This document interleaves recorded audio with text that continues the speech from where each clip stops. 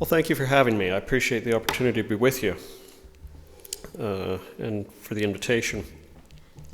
I wanted to talk tonight, or I was invited to talk about the first vision.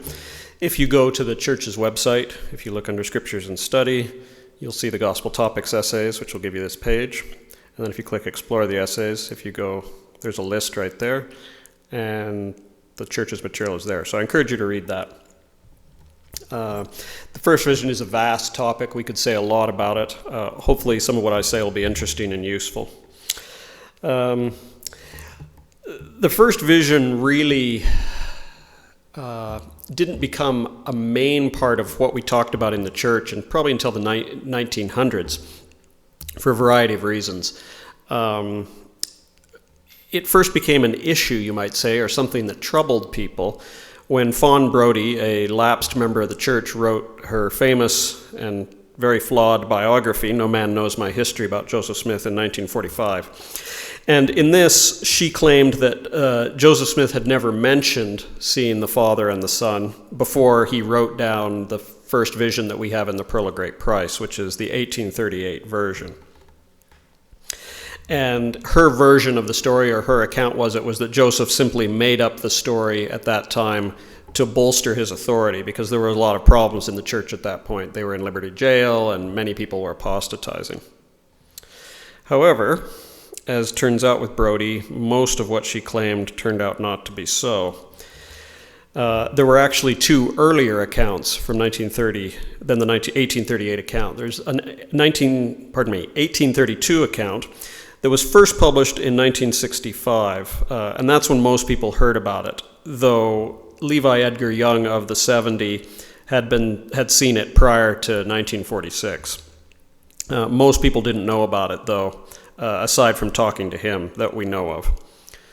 There was a second account, one written in 1835, that was transcribed by Warren Cowdery, Oliver Cowdery's brother, and was in Joseph's personal journal. But again, the church didn't really know about it until later. So when the Pearl of Great Price was put together in the 1880s in England originally, the earliest version that we had was the 1838 version. And that's the version that we all grew up with and that we know very well. So Brodie turned out to be wrong. Joseph couldn't have made it up in 1838 because there was evidence from at least 1832 that he was telling the story. But if you think that led her to alter her claim, well, you would be mistaken. This is Stephen Harper. He's a church historian who works with the Joseph Smith Papers Project. He says this about the first vision. Until recently, the known historical record contained little evidence of Smith talking about his first vision. However, recent research related to the Joseph Smith Papers shows that as early as 1833, Smith remembered the vision with believers who then communicated it to others. While preaching in Salt Lake City in 1853, a man named Milo Andrus remembered at age 19 in about 1833, he listened to the testimony of that man, Joseph Smith, and how Joseph envisioned a glorious angel in the woods, and trees seemed to be consumed in blaze as he learned that darkness covered the earth and that the Christian creeds were, quote, universally wrong. So Brodie republished her book. There was a new edition in 1971, and she just changed the date. Rather than saying, well, he didn't teach it until 1838, she just changed it to, well, he didn't teach it till 1832. And kept the same argument. It should be a hint to you that if your theory doesn't change when you find major new evidence, then maybe there's something wrong with your theory. This is a book by Stephen Harper that I just read to you from. It's one of the most recent things on the topic, and if you're at all interested in the first vision, you should read it. It's published by Oxford University Press. It's called First Vision, Memory and Mormon Origins. So how many accounts of the first visions do we have? Well, there are 9 of them. There are the 4 we've just talked about. There's 1832. It was unpublished and in a fairly rough draft. There's 1835, 1838, which is the one we know well. And then 1842, Joseph told it in the Wentworth letter. It's the same letter that we got the Articles of Faith from. And then there are 5 other accounts that are third person, that are telling the story as Joseph told it to them. And you can see those listed there. So despite the fact that Brodie was wrong, critics of the church have usually made at least two claims about the first vision. One, that Joseph made it up, and so he changed it as he told it. Over time, the story evolved and grew, and that proves that Joseph was making it up. And two, that the church has hidden the fact that there are multiple versions or accounts from its members. Let's start with number two because it's the easiest to talk about. How to Hide Information, a Beginning Villain's Guide. Suppose you are a dastardly leader in Salt Lake City, and imagine that you wanted to hide information from church members. How would you go about it? You might destroy the evidence. You might hide the evidence and not reveal its existence to anyone, or you might never mention the evidence in church publications. The church, however, was far more clever than that. They hid it by publishing it in the church's official magazine that was sent to every home. As evil plans go, this one is somewhat underwhelming. In 1970, the Improvement era, this was the church's official magazine before we had the Ensign. Remember that nobody knew about the 1832 or 1835 accounts, or at least very few people knew until the 1960s. And when they became known, then they were published. And they chose a cover that would be sure to mislead the unsuspecting members. Joseph having his first vision. Whatever could this be about? This is a chart from that thing where it compares all the vision accounts, or at least a number of them. And let me go back there. And you can see it lists various aspects, various themes, or various what would you call it?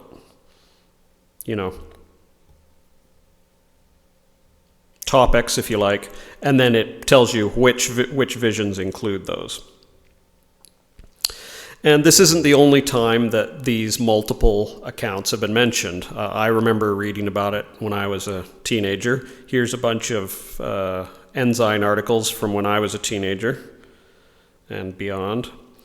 Here's BYU Studies. They were publishing things about it in 1968, so within 3 years of the publication of the 1832 version. There are lots more BYU publications, but I got sick of listing them all, so I won't. And then there's a ton of books, 85, 84, 81, 78, 71, and more books, and lots of books. If you go on the Fair Mormon website, you can see there's so many we had to break them up into multiple pages. More. Okay, enough said. So the other claim, that there are differences that prove that Joseph was elaborating and inventing the story as he went along. Well, I don't think that dog will hunt either. Let's talk about why. This is Stephen Harper, that historian I told you about, who wrote this book. Because it's really important that you understand how memory works. There's this belief, often sped by science fiction or Star Trek or things like that memory is like a videotape recorder, that it's all stored in there somewhere, and that if you give them the right Vulcan mind meld or hook them up to the right machine, that you can watch the memory play back. We've known for decades that simply isn't how human memory works. Memory is constructed as we use it. And the context or the situation in which you reconstruct the memory changes how you remember it. That's inevitable. For example, there's a famous study done where they took a group of romantically involved couples, people that were in new relationships, and they interviewed them and asked them to rank how happy they were on a scale of 1 to 10. Then 5 years later, they went back to those couples and they asked them the same question. They said, "How happy did you tell us you were when we asked you way back?" So they weren't asking them to remember back how happy they were. They were asking them to remember how happy they told you they were. People who were still together in their relationship remembered correctly. They remembered what they had said at the time. People who had broken up consistently remembered themselves to have been less happy than they were. Now, were these people lying? No, they weren't lying, but the context in which they were asked to remember changed or altered or shaded how they remembered the events. So, this is Stephen Harper talking about how that principle applies to Joseph Smith in the first vision, and any historical record for that matter. So, Joseph, as you remember, told a minister about his vision shortly after he had had it. And you remember Joseph said that he treated it with great contempt and told him that there were no such thing as visions nowadays. And so Harper says this: the resulting rejection fractured Joseph Smith into an ought self, prescribed by cultural authorities like the clergyman, and an actual self, or what he knew from his own experience. So what that means is there was a tension in Joseph.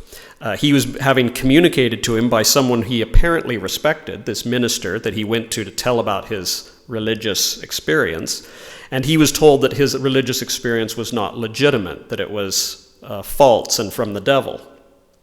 So that was the ought, how people are telling him he ought to look at it. But as he said in his 1838 account, I knew it and I knew that God knew it. He knew very well what had happened. And so there was a tension between these two things, between how his culture or the people around him were telling him to remember the vision and how he remembered it. So Smith had approached God in crisis, desperate for salvation. Instead of assuring Smith that the resolution to his crisis was real, the minister's rejection caused dissonance within Smith, a divided self he innately had to reconcile.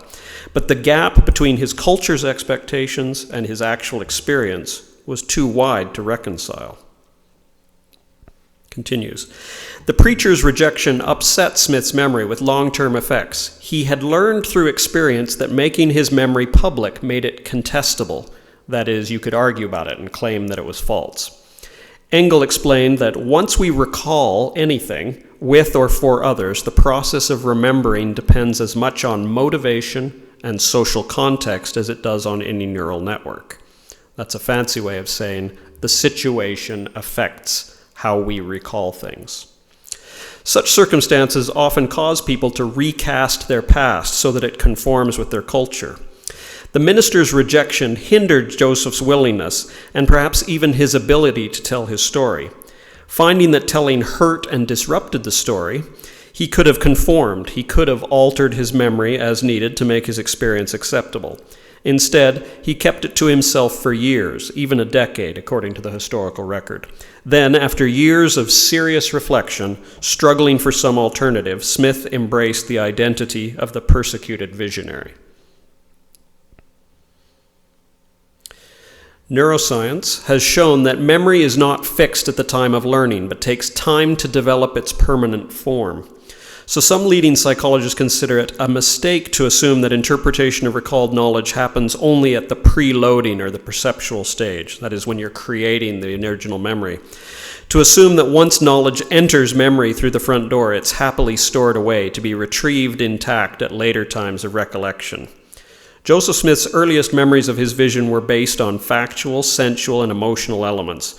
Those facts accumulated more and more meaning in light of subsequent experience. For example, he widely interpreted his vision as the first vision, as Mormons widely know it today, only after subsequent visions. Right? When Joseph walked out of the grove, he did not realize that he would one day be called as a prophet. And so once he was and had the experiences that he had, that necessarily affected how he remembered it. He remembered things, and things took on new meanings that they would not and could not have had for him initially. Interpretive memory, he goes on, the kind that becomes possible with the passage of time and experience, is unsurprisingly most substantial in the late account, 1838 to 1839. It shows how he continued to consciously interpret the experience over the years. Historians often assume that an experience recorded at or shortly after the event will be accurate, and that later memories are less accurate in proportion to the historical distance between them and the event. These assumptions are understandable, but misguided attempts to impose predictability on memories, as if they were reducible to an equation. Time may be an enemy to memory, but it's also its most significant ally. Both distortion and accuracy in remembered events have been proven by experimenters and observation and are to be expected. One way this occurs is when semantic memories, that's cultural knowledge and information known from frequent exposure, blend with autobiographical memory. Joseph Smith probably unconsciously conflated some of his semantic memories, that's information he knew, with what he knew from his own experience in the vision. To put it simply, memories are both accurate and inaccurate. They are both distorted and true perceptions of the past, as seen from the present. It is not wise to take for granted that Joseph Smith's memory was accurate at the time of the experience, but increasingly inaccurate in proportion to the passage of time. Nor is it wise to assume that his memories were inaccurate because they contain discrepancies or things that don't match. To give you one example of this, probably the best one, Joseph, in the 1838 account that we know well, emphasizes a great deal how persecuted he was by the vision and how that was kind of the story of his life, you might say, to be persecuted. Well, think about what was going on to Joseph at that period in his life. He had been betrayed by a great many of his associates. He'd had false testimony brought against him, and he'd been thrown on trumped-up charges into Liberty Jail. Persecution was very much on his mind. And so because in the present he was thinking a lot and experiencing a lot about persecution, that necessarily affected how he remembered and told the story of the first vision. You know, in actual fact, there probably wasn't a lot of persecution initially because he didn't tell the story to very many people. He told it to the minister and kind of got persecuted there and then kept quiet about it. So some people have looked at that and say, oh, he's making it up. No, he's not making it up. It's that he's remembering what happened to him in light of his current experience. And you simply can't get away from that. That's the way memory works. Okay, so back to these multiple accounts. So we're told that Joseph elaborated it and made his claims more and more grandiose as it went on. Well, look at the chart here. This is the 1832 account. If you look and count the number of dots that are there are more dots in that column than anywhere else. So what's interesting is that the very first account Joseph told, the 1832 account, which was incomplete and never published, had the most detail. That's not the sort of thing you expect if someone's making stuff up and making it more and more grandiose as they go along. Well, maybe people have said, if you look at one of the things that's not mentioned, he doesn't mention the religious excitement in the area in his first account. You'll note there that he only really does that in 2 accounts. So he adds it in 1838 and then doesn't mention it again until the very end there. So that doesn't really look like an addition or an elaboration over time. But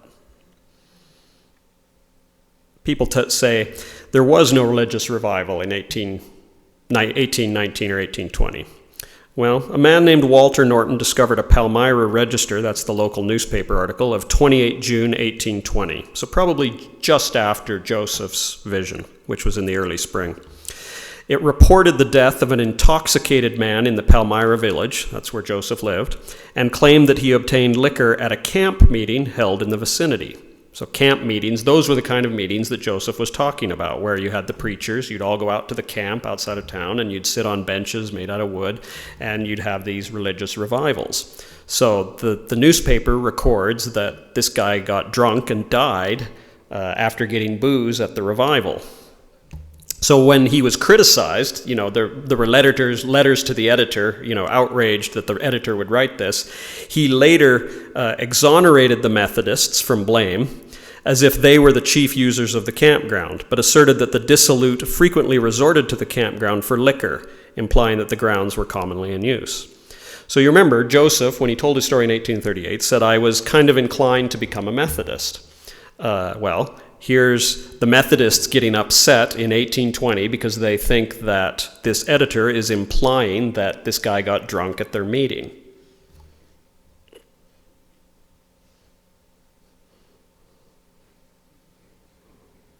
Anyway, I should have been doing those as we went. So there often were revivals at the nearby campsite, and they were so common, according to the editor, that they didn't even get mentioned or published in the paper until somebody died of alcohol poisoning. And then the editor said, well, yes, it's working all the time. They're using it, but I'm not blaming you. Just because they're the ones who are usually out there. Okay. Plus, a neighbor of Joseph's family, who was not a member of the church, later remembered that Joseph caught a spark of Methodism in the camp meeting away down the woods on the Vienna Road. Well, that's the same camp, the same road that runs through Palmyra. So even way after the fact, there's a friend of the family who remembers Joseph liking Methodism and having something to do with the camp meetings. And it was used there for meetings until 1822, when the Methodists built their own church. So it kind of does all fit.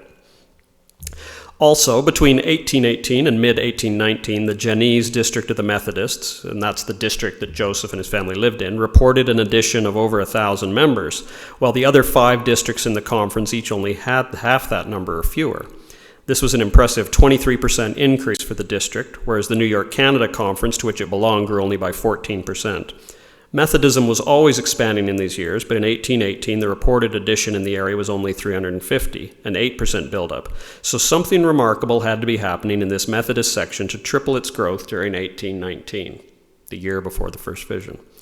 So again, there's this confluence of evidence that tells us that Joseph wasn't wrong, that there was some kind of religious excitement. You have to remember, the things that would impress a young Joseph Smith was maybe not what would impress us at a distance. This didn't have to be something that was going on all over the place. It just had to be in his immediate area, and it seems like that is what was happening. Okay, well, not to be outdone, our critics say, well, he doesn't mention 2 people. This is supposedly the final blow. And in my experience, this is what bothers people who haven't heard about multiple accounts. This is the part that gets them. That in the 1832 account, he mentions Jesus, but he doesn't talk about the Father. So we've got Joseph, right? We've trapped him, we've figured him out. He's going to change it as his ideas about God change over time, right? Well, let's look. So this is what the 1832 account says. I cried unto the Lord for mercy, for there was none else to whom I could go and obtain mercy. The Lord heard my cry in the wilderness, and while in the attitude of calling upon the Lord in the 16th year of my age, see, he gets the date wrong there, a pillar of light above the brightness of the sun at noonday came down from above and rested upon me, and I was filled with the Spirit of God, and the Lord opened the heavens upon me, and I saw the Lord. And he spake unto me, saying, Joseph, my son, thy sins are forgiven thee. Go thy way, walk in my statutes, keep my commandments. Behold, I am the Lord of glory. I was crucified for the world, that all those who believe in my name may have eternal life. Behold, the world lieth in sin at this time, and none doeth good, no, not one. They have turned aside from the gospel, and kept not my commandments. They draw near to me with their lips, while their hearts are far from me. And mine anger is kindled against the inhabitants of the earth, to visit them according to their ungodliness, and to bring to pass that which was spoken by the mouth of the prophets and apostles. Behold, and lo, I come quickly, as is written of me in the cloud, clothed in the glory of my Father. And my soul, says Joseph, was filled with love, and for many days I could rejoice with great joy, and the Lord was with me. But I could find none that would believe the heavenly vision. Nevertheless, I pondered these things in my heart. So the Lord, Jesus, is there. So some things to keep in mind as you think about that. In the first place, 1832 was a very rough draft, and it was never published. Joseph didn't even really give it to people who were preparing histories. It was really forgotten until very late in the day. So there were things about it that Joseph wasn't happy with. It doesn't seem to have captured the experience the way he wanted to.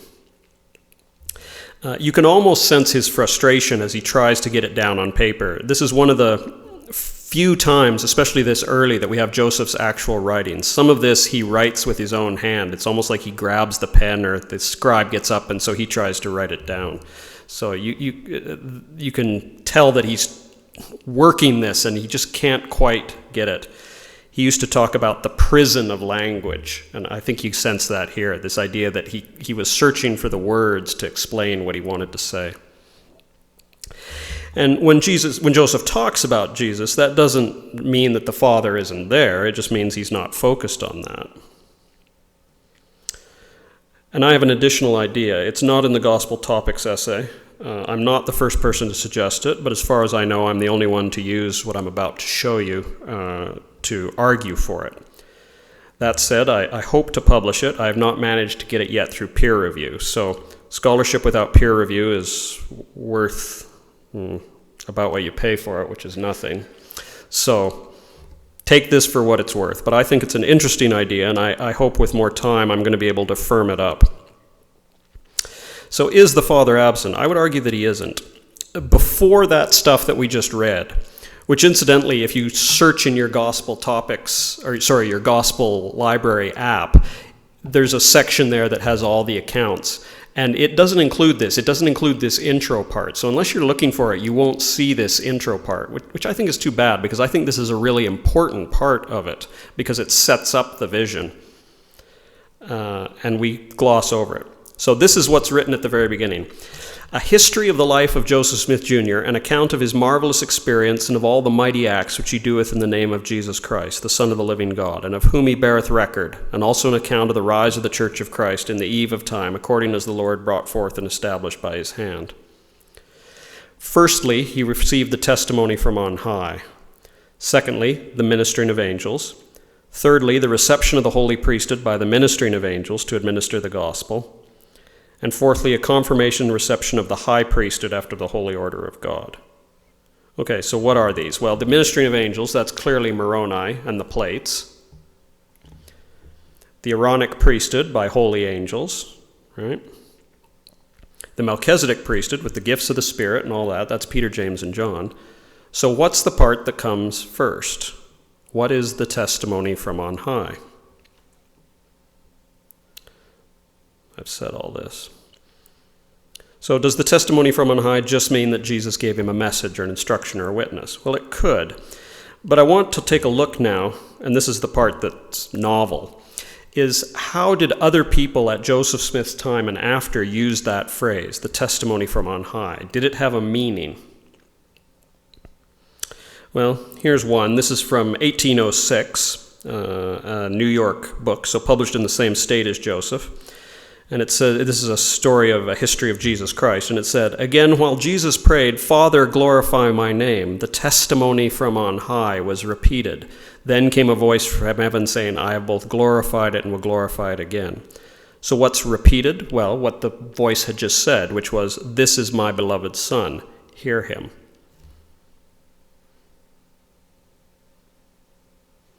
Here's another one from 1845. "The Father cried out on high at the river Jordan and said, 'This is my beloved Son, in whom I am well pleased. I will send thy Son.' And the Exalted One did utter thy gracious voice from on high," at his baptism. And again, what happened at the baptism? Well, God said, "This is my beloved Son, in whom I am well pleased." Here's 1845. Here it is again. Loud voice from on high, "This is my beloved Son." Here's another one. This is 1876. "They were with him on the holy mount," that's the Mount of Transfiguration, "and heard with him the majestic testimony from on high. 'This is my beloved Son, in whom I am well pleased. Hear ye him.'" It goes on. So there's lots of examples of this. This is into 1914. Here's one, 1915. So we're getting kind of distant from Joseph now, but there seems to be this pattern, this use of this phrase to identify this kind of experience of hearing the Father say, "This is my beloved Son." I'm hoping that I can trace this earlier. I haven't really looked any earlier than the 1800s. I want to look back and see if there's a pattern there.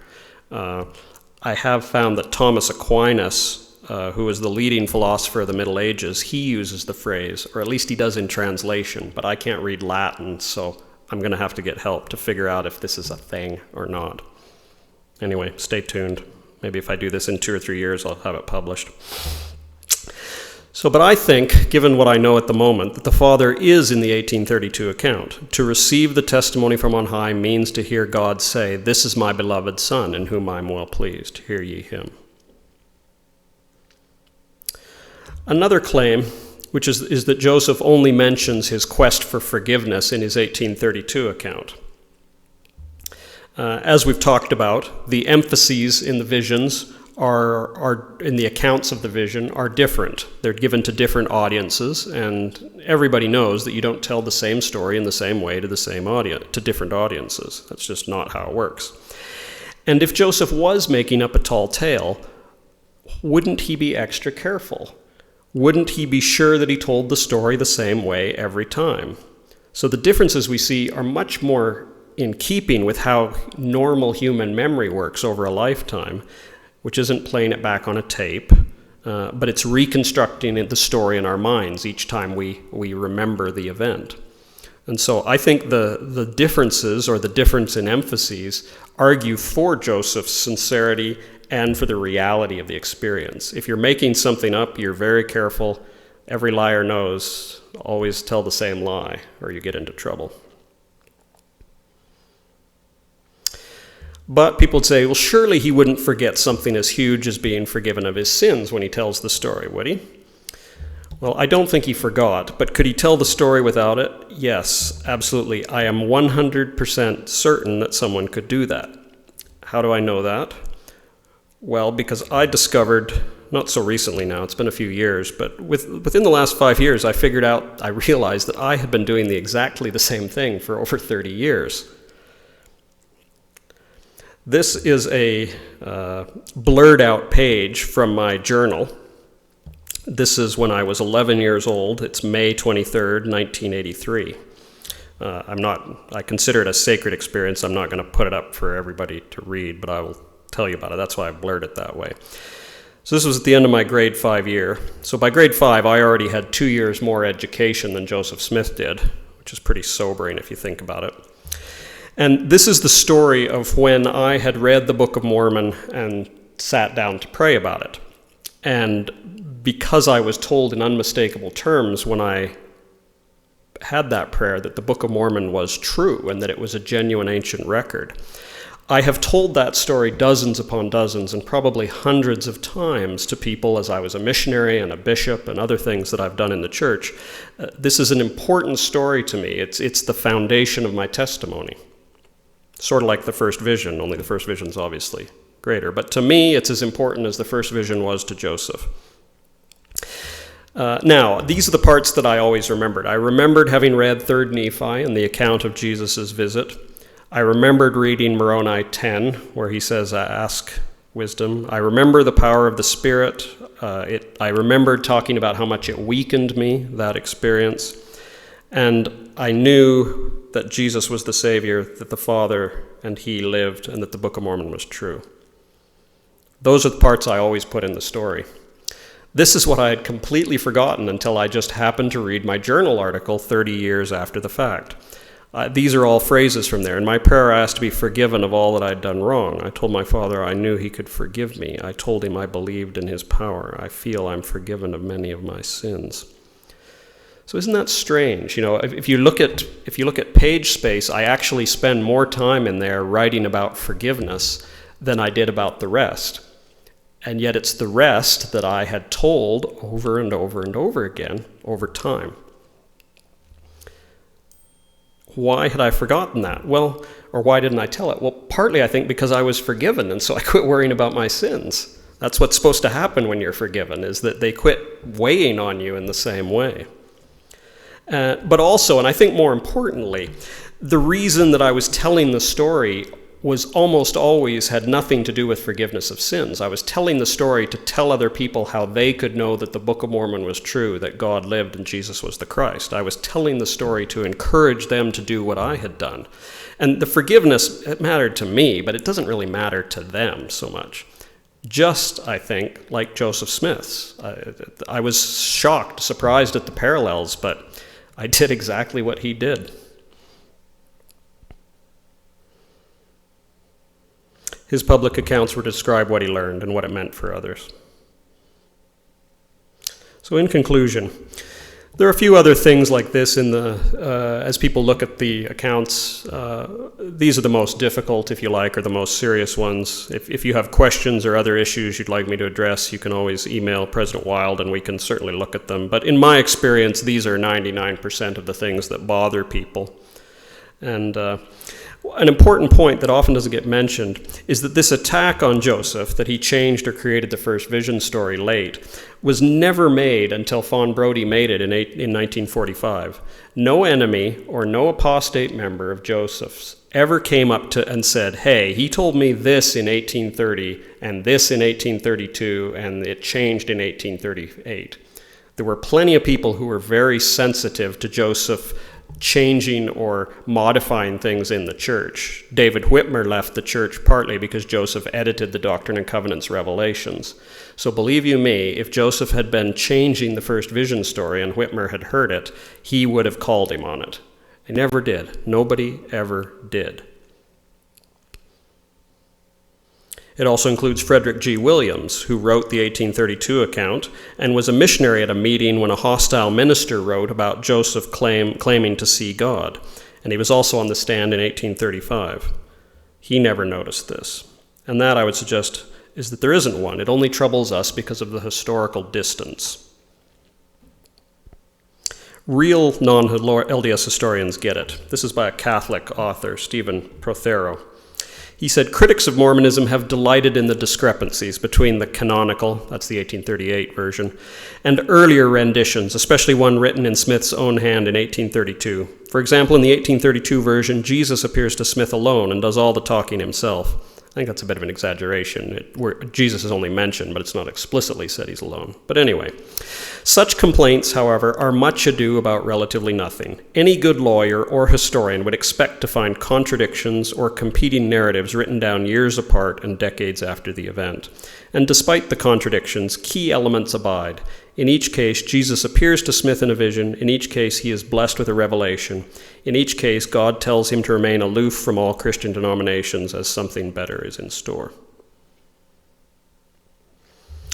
So, I leave you my witness that Joseph saw what he said he saw. And the way to know that is not in doing what we have done here tonight. I hope this is interesting. I hope it's useful. But this is not how you resolve these kinds of questions. At best, you can come to a historical conclusion about what Joseph probably said or believed he experienced. If you want to know if this stuff is true, though, you have to examine the fruits of it. And that is, you need to pray. You need to do what I did at age 11 on May 1982. You have to do what Joseph did in the early spring of 1820. That is, you have to get down on your knees and you have to ask him. And you have to ask sincerely and with real intent. And I think real intent means that you will do whatever you have to do if it's true. If you're not willing to do whatever you're willing to do, whatever God asks you, don't bother, because he's not going to condemn you. But when you kneel down, if you mean it, if you're willing to do what it takes, if you're willing to do what he asks you, then he will tell you great and marvelous things. When I first prayed, I remember as I read the Book of Mormon, it suddenly hit me that we were the only people who believed this stuff and that this was all rather crazy. I was a strange 11-year-old. I didn't date much. I shouldn't have been dating at 11, but that was a problem that went on for many, many more years. But it hit me suddenly, and I don't know if you've ever had that experience where you suddenly perceive something, where you suddenly see something in a new way, and once it happens, you can't turn your back on it. And so I suddenly realized that, oh my gosh, we're the only people who believe this, and this is all pretty crazy. God appearing to prophets and gold plates and people in America and Jesus coming to America. That's all really out there, I remember thinking, or words to that effect. And then I thought, well, maybe I've always believed this because my parents taught me it. And then I thought, well, what if I pray about it and I don't get an answer, or I get the other answer? What if God tells me it's not true, or what if I don't get an answer at all? So I thought about that for what seemed like a long time to me. And at the end of it, I kind of thought, well, my parents would be a little disappointed, but they wouldn't be angry. They wouldn't disown me. So I figured I could risk it.